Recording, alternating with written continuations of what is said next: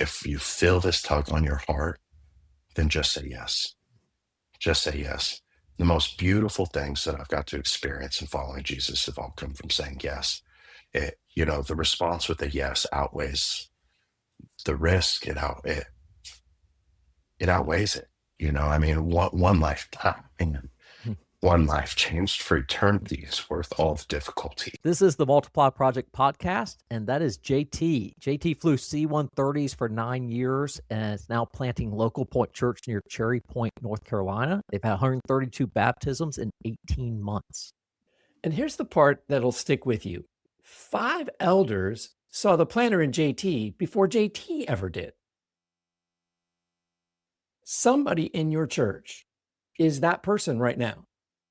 Got a name coming to mind? You're going to send them this episode before the day's out.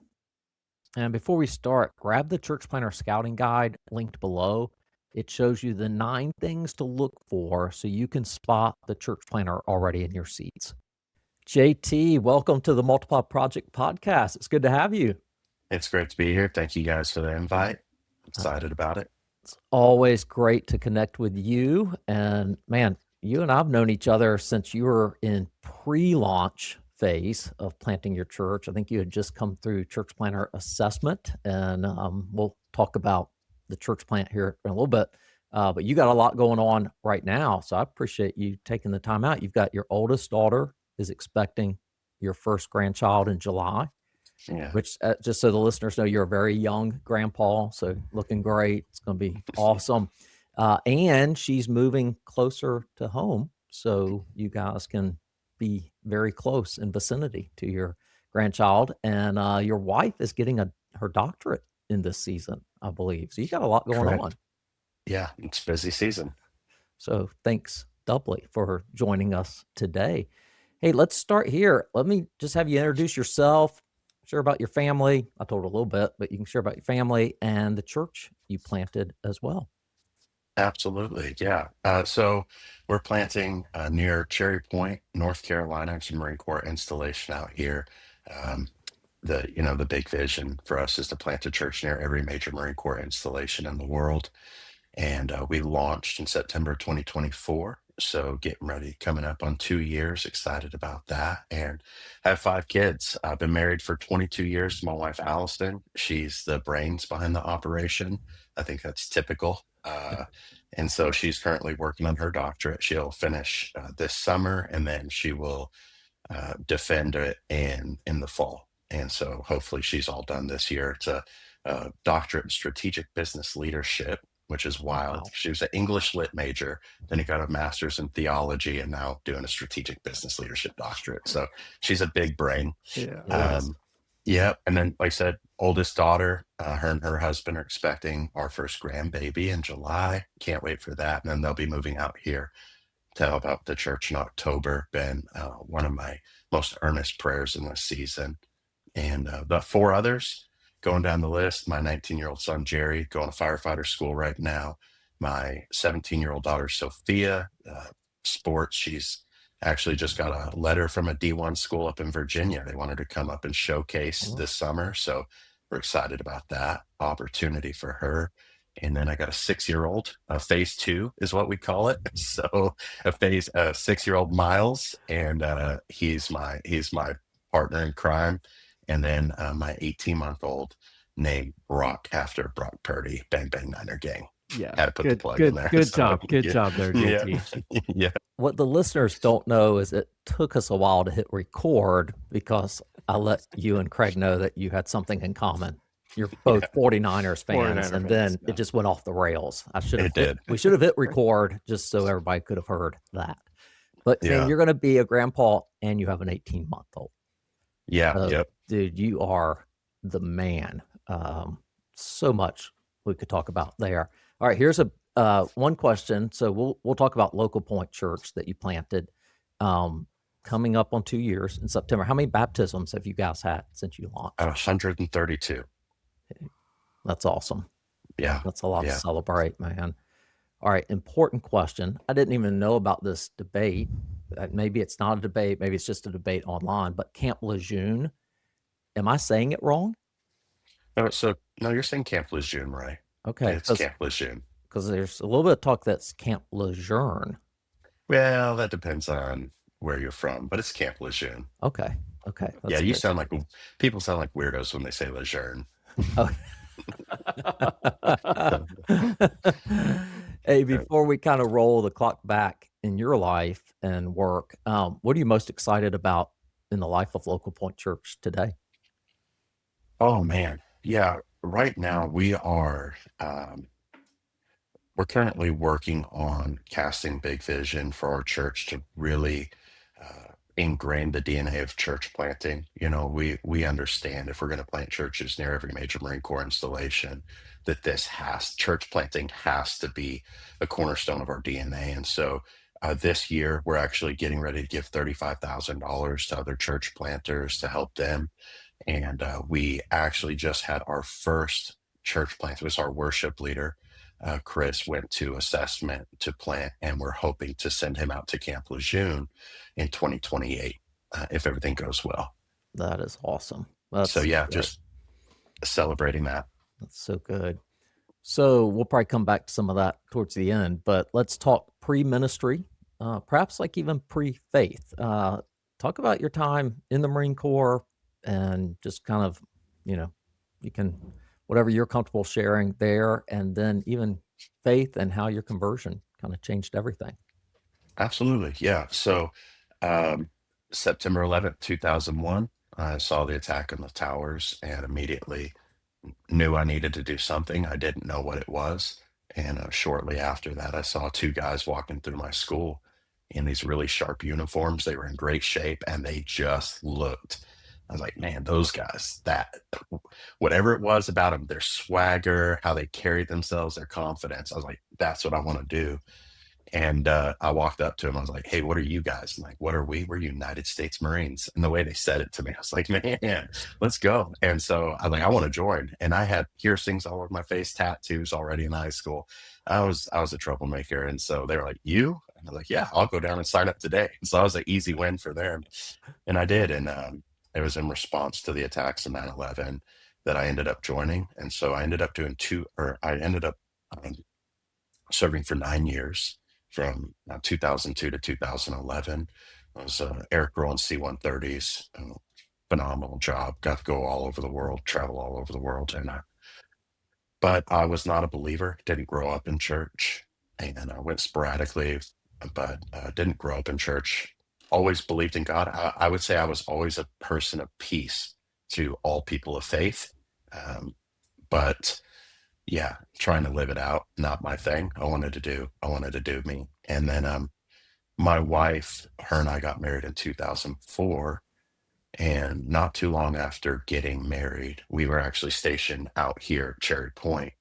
We were going to a small little Baptist church. We went to Baptist church because grandma was Baptist, and so didn't know any better. And so we my wife ended up giving her life to Jesus and started taking it real serious. And I went too because I we decided we want our kids to grow up in church and be better people than we were. And we thought church was the way to make that happen.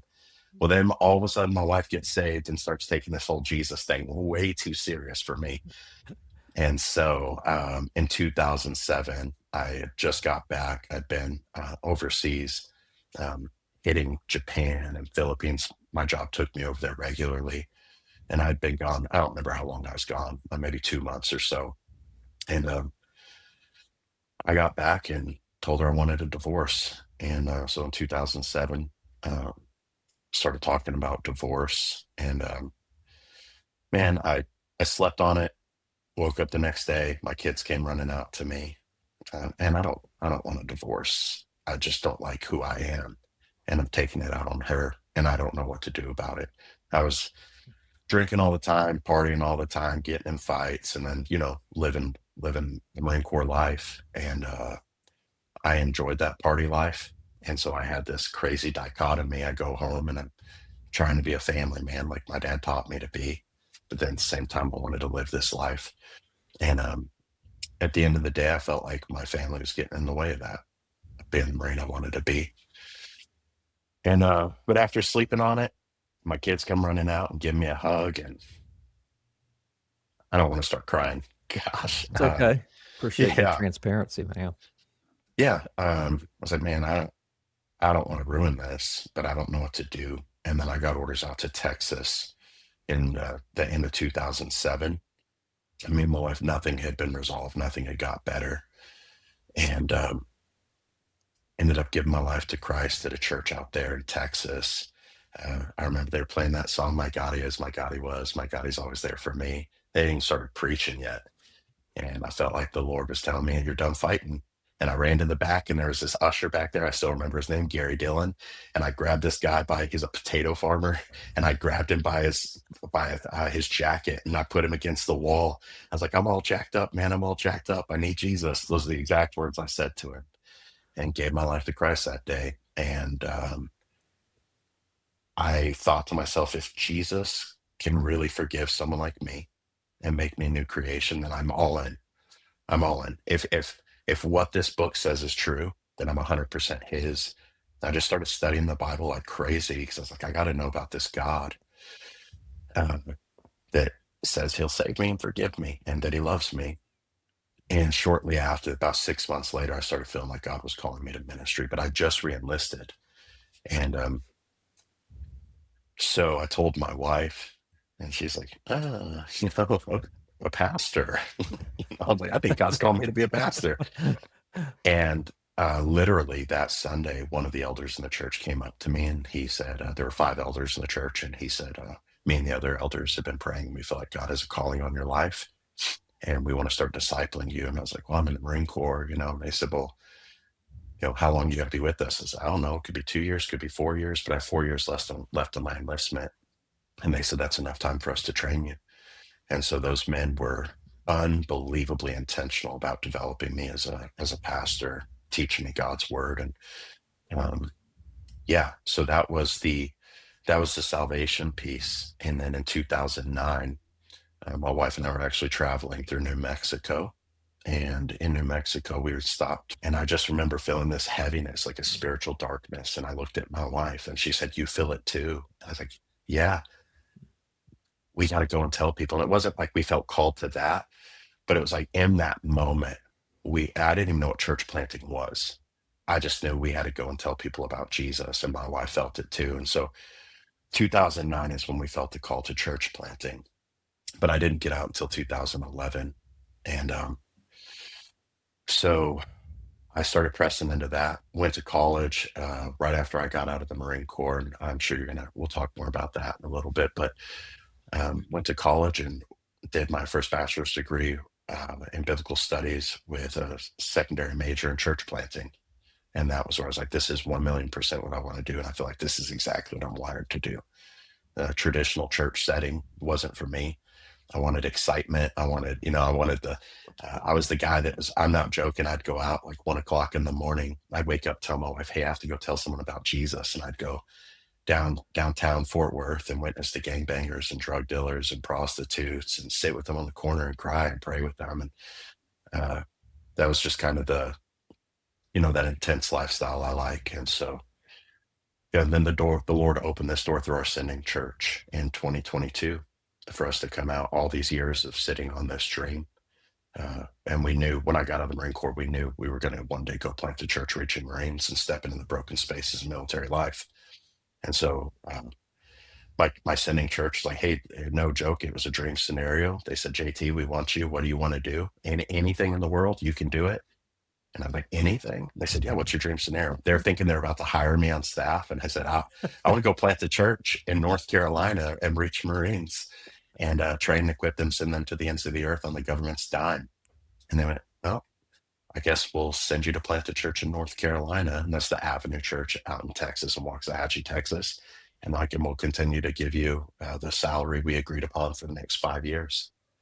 And so my salary is fully funded by my sending church. They've been unbelievable. And that dream God put in our heart in 2009, the Lord allowed it to come to fruition all these years later. Man. Is that the same church that saw your calling in you?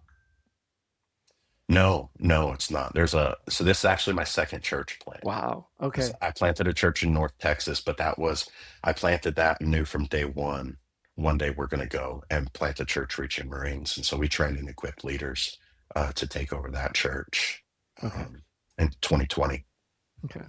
Wow. Yeah. That's incredible that, one church saw your calling and, invested time in developing you, and another, when you said, "Hey, I feel called to go," just said, "All right, we'll send you." There's a whole bunch of people that will hear this whose stories are very, very different than that. Yeah. I recognize it as very unique. I think Craig and I talk about this. I think if you're listening and you hear JT's story, I think there's a great question of, like, who is God calling you to reach? Right? Like, who's your tribe? Who are your people? Because you were, you had planted, you felt called to plant, but you knew you were going to go back to the Marines. Like that, Yeah. those were your people. The entire time. Yeah. The entire time. Your story also, and just what you shared, that's not an outlier in the life of a Marine family. That's probably way No. more norm than we'd like to admit. Yeah, absolutely. Yeah, I don't know if you've ever seen our scouting guide, JT, but we've got a list of 9 characteristics that you can look at to sort of recognize people that are potential church planters. And at the very top of the list is people who have a tribe, that they spend time with, that they care about, and that they want to introduce to Jesus. And that's like this perfect. You're that, and you were that before you planted a church.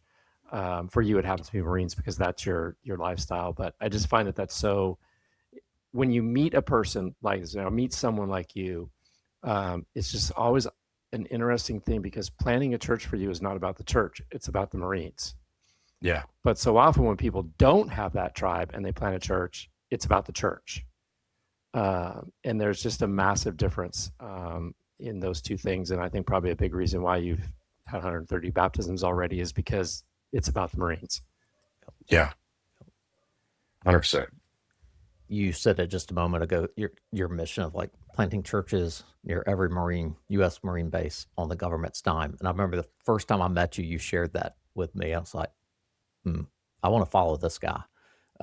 This guy's got a clear mission, and it's a multiplying mission as well. You had a lot of people who saw potential in you. Who was the first person who saw potential in you that influenced you towards ministry and planting? Yeah. So one of the pastors of the church I got saved at was in the Marine Corps, Mike Crane.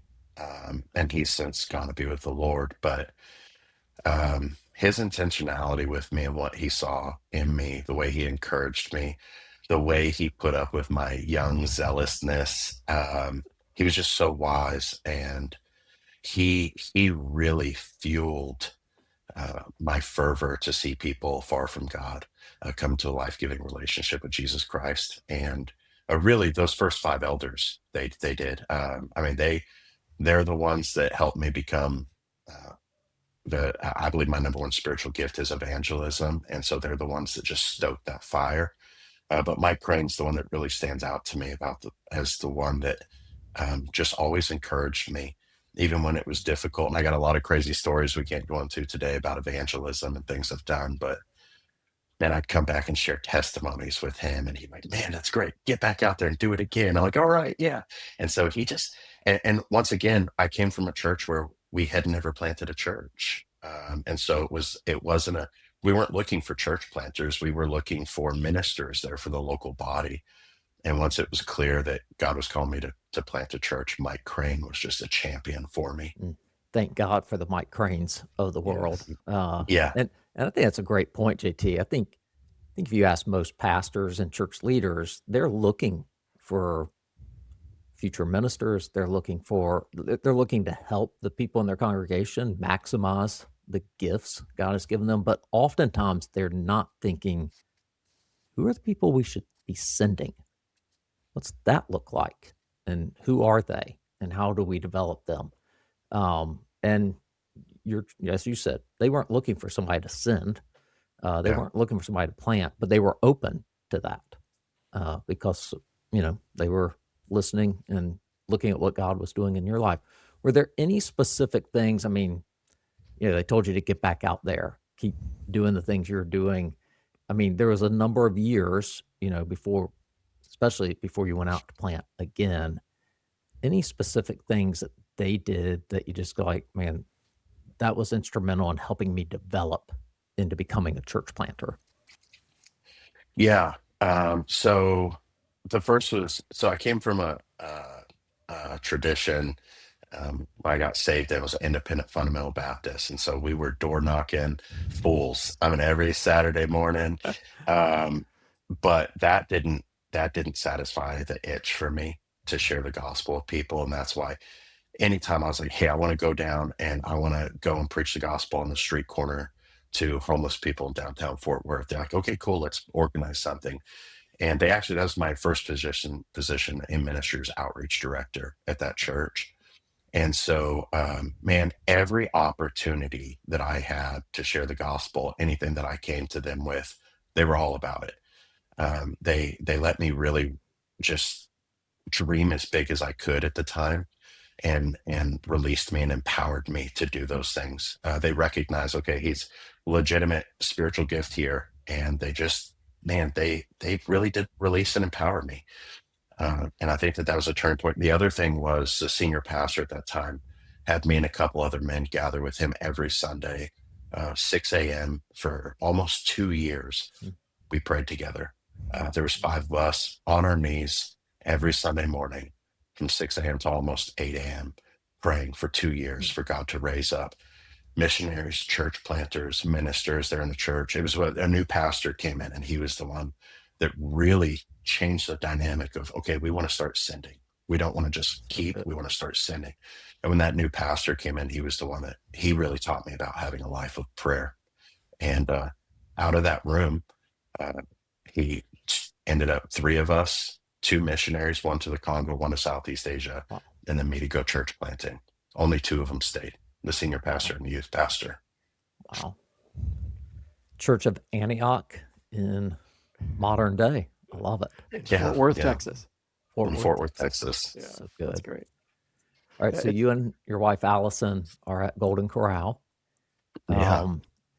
Between the time you said, I think I'm supposed to plant a church and or just go into ministry, period. So then her response to JT, a pastor, my husband, a pastor, Mhm. to then her feeling like, this is what we're supposed to do. What were some of those conversations like? What were maybe fears or challenges about making those transitions Yeah. for you and Allison? Yeah. So when as I was thinking about this, here's the crazy thing. My wife she's always been a huge champion for me. And she even recognized shortly after just my zeal for God's word and how deep I was diving into not just growing in knowledge, but really trying to be transformed by the things that I was reading, allowing the word of God to conform me into the image of Jesus. My wife has just always been a huge champion for it. And she was growing exponentially as well. Um, and so my wife is just as crazy as I am. So we weren't worried about money. We weren't worried. We were just like, I'm not kidding. We were both just wild enough to say, yes, Jesus, what do you want us to do? I know other people face fears and hesitations. We had none. We fasted for 2 weeks before I got out of the Marine Corps, and we prayed to make sure that this is exactly what God wanted. And when we both had clarity, this is exactly the direction the Lord wants us to go, we just said yes. I didn't even ask them how much they were going to pay me. I didn't even think about it. That was a mistake, but they got me really cheap. But yeah. So, and I know there are a lot of people that do deal with the fears and the hesitations of it. I feel like my wife and I are wired a little differently, and we've always been a little crazy. And so we were like, let's do it. Let's do it. And so we did it. Yeah. So good. Yeah, there's something in that though that is part of the pioneering spirit. We sort of use that term as a broader thing. The not just church planners, missionaries, people who go and start new things.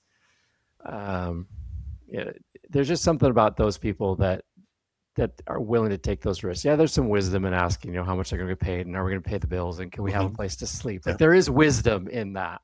But 100%. I think for a lot of pioneers, there's sort of this. It's kind of secondary. It's yeah, maybe we ought to take care of that because it's wise, but it's not the focus. The focus is what's the opportunity? What where's God leading us? What could we do?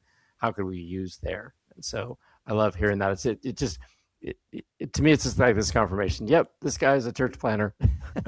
Yeah. uh, Well, and I had someone ask me one time, a guy that I was discipling for years, and he'd actually been following Jesus longer than I had. And he's like, "Man, JT, I feel like God's used you for more than he's used me for. What do you think the difference is?" And I said, "Oh, I'm crazy enough to say yes all the time." And so if I feel like and me and my wife both are, it's like if we feel like God's calling us to it, it's a yes. Okay, Lord, we'll do it. We'll do it. And I know a lot of people get hung up on that when it's what are the risk. mhm. And so I surround myself with people now that measure risk for me. That's probably wise. Yeah, yeah. Craig, there is a story I would love JT to share on this podcast, but we probably won't take time today. Let me tell you, when trouble is brewing around you, having an ex-Marine in your presence is super helpful. Yeah, I think So, you've told me this story. We probably yeah, have to save that for another time. yeah, that will be another time. So. Oh, okay. So you moved to North Carolina. You're planting Local Point Church. How did your past experience in the Marines influence the way you structured Local Point and thought about church planting? And Local Point reaches more than just Marine families. Yeah, absolutely. But you obviously have a heart in there. I mean, it's part of who you want to reach. So how did your past experience really kind of help you structure and like, we're going to start Local Point Church, it's going to be like this? The primary thing was we identified 5 broken spaces that my wife and I dealt with as well. And those were the things like, okay, these are the 5 things that we need to address. So our mission statements show the love of Jesus in big ways by stepping to broken spaces, military, community life. And so the 5 things we had family issues, the stressors that are placed on families, on the wives or the husbands, the children.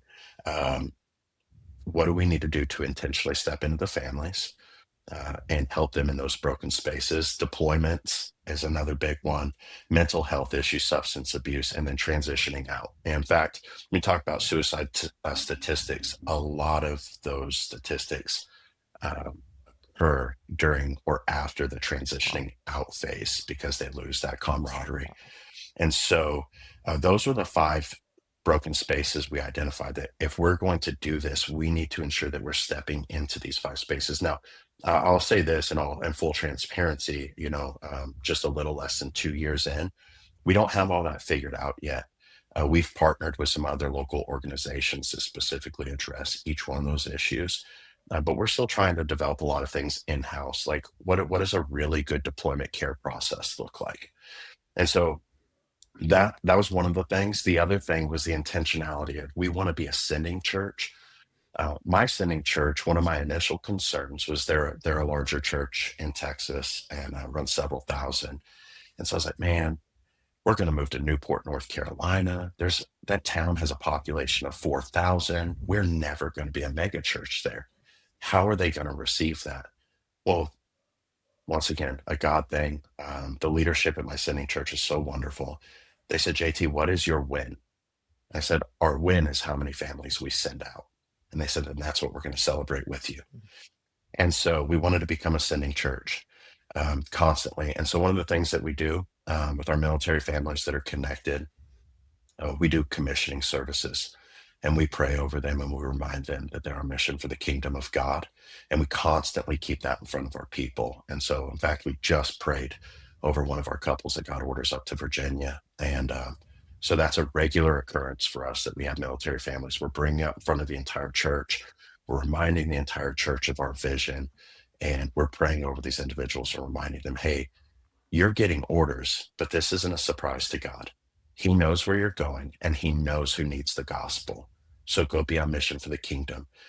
Take the heart and the DNA of this house and go take it with you and love big. So that's what we say, love big. And so Those were some of the key things that really helped us establish how we were going to operate. And like I said, we're still figuring a lot of things out. But those were Good. kind of the pillars that we decided these are the things we really have to focus on if we're going to be who we're saying we want to be. Through the last couple of years, what have you learned? Maybe was a superpower that you developed in the Marines that you didn't realize would be so vital in ministry? Yeah. So one of the things, my last 2 years in the Marine Corps, I actually became an instructor for NCOs, non-commissioned officers. It's called Corporal's Course Instructor, and if we have any Marines that are listening, they'll know exactly what I'm talking about. I had the opportunity, me and another staff sergeant, to build the program from the ground up there at our duty station in Fort Worth, and they brought in an instructor from the Marine Corps Institute of Instruction and taught me how to speak publicly. Hmm. And I had I had no idea that what was coming in 2 years. I didn't know that one day I'd be preaching every Sunday, but they taught me how to speak publicly. They taught me about, I mean, movement, everything, pacing, everything in communication. And so the government was training a preacher, didn't even realize it. That's pretty awesome. Um, the other thing I would say I think has been super helpful is being hyper focused on mission. I am um, unapologetically focused on our mission, unapologetically. And so I think that that's the real superpower, the hyper focus on mission. This is what we're trying to execute, and we're going to do everything we need to do to make sure that it happens. So yeah, I think that's the superpower the Marine Corps taught me. Yeah, I've never connected that dot. I'm not sure that that's the only environment that happens, but I think military. I also think of some people we know who have come from professional sports into church planning, where there probably is a similar kind of hyper focus on, winning, which sounds whatever, but it's just the clarity of we're here for one reason, and we Yeah. don't get distracted by all of these other things. Yeah, that's really interesting. And so often in the church that it is the distractions that become the problem. Too many things are important, and what really matters is not singularly important.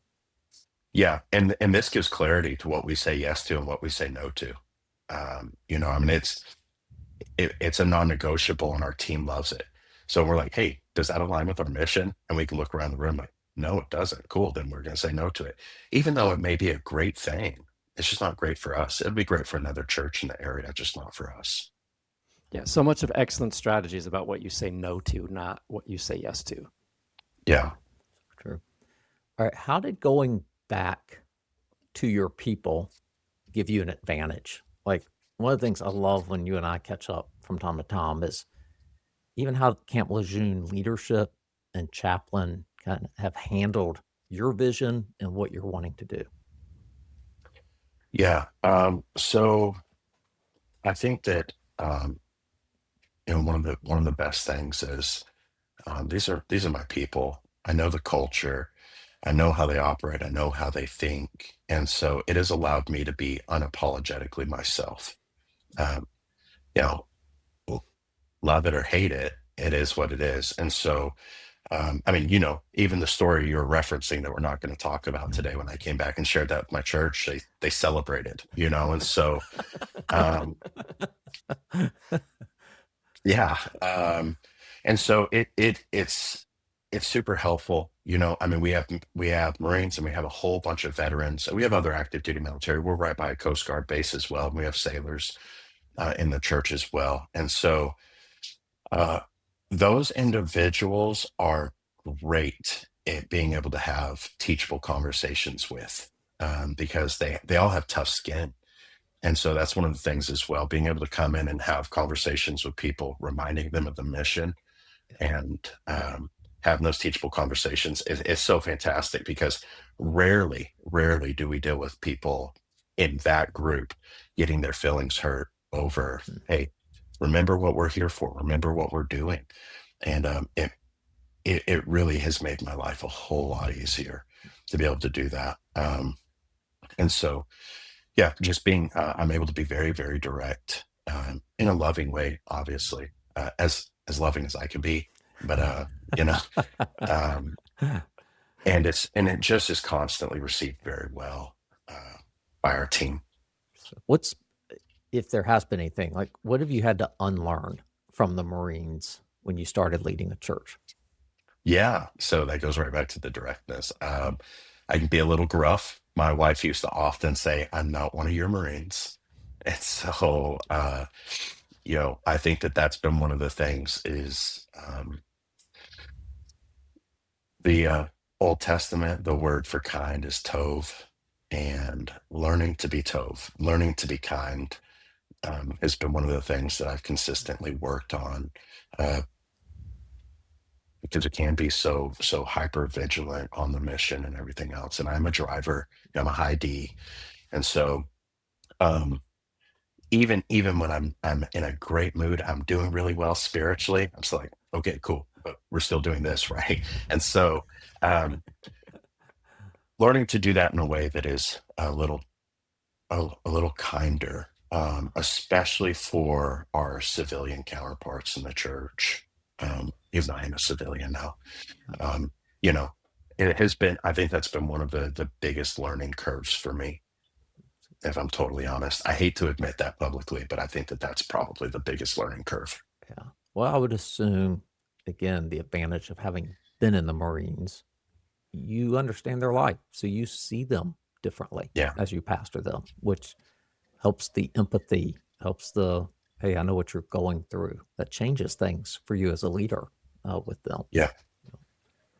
All right. Tell us a story of a life that's changed or a new leader, maybe that you get ready to send out, that has made all the sacrifices you and Allison have made totally worth it.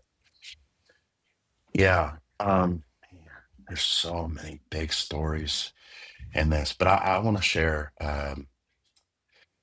Our one of the Marines that I currently meet with weekly. I'm discipling him one on one. Man, I hope he doesn't listen to this until after Exponential in March. I'm not even going to tell him about this. um, I so he came to our church. He's super hesitant, and actually, it was one of the families that moved from Texas with us. They were the ones ministering to them and witnessing to them. They're the ones that led him and his wife to faith, but they're both atheists and became agnostic. And they're like, why are these Bible thumpers always talking about Jesus? And well, they both ended up giving their life to Christ and now discipling him. Him and his wife are both fully plugged into the life of the church. And I 100% believe I see so much of myself in him. Now, he's way smarter than I am, but I see so much of myself in him early on. And I really think God is going to lay it on his heart. Uh, if to not plant, to at least go vocational ministry after he retires. And so I'm taking him to Exponential in March with me. Okay. He doesn't know wise as serpents and harmless. Or I mean, I'm wise as doves, harmless. Well, no, wise as serpents, harmless as Yeah. doves. And that's what I'm gonna do. I'm gonna see if maybe the Lord will nudge him towards church planting. When through the time is right, Exponential. though, when the time is right, JT, then you just give this to him. Like you don't want to be surprised, but you want to be able to pick That's the right. moment. Go, That's hey, right. I want you to listen to this. Yeah. That's right. That's right. So I'm super excited about all that God has done and him sharing stories about actively sharing his faith at work now, which is huge because he used to be one of the Marines that was, because he's such a smart guy and he's so well studied, he would debate Christians and make them look silly at work. And now he's at work debating other people and making other people look silly now that he's growing in his faith. And so, not really. He's so kind and compassionate, sharing the gospel, but uh, just it's so exciting to watch him and his wife both thriving in their faith. JT, I love your multiplication mindset from the get go and already looking to send people. You were in a church, they saw potential in you, spoke into that.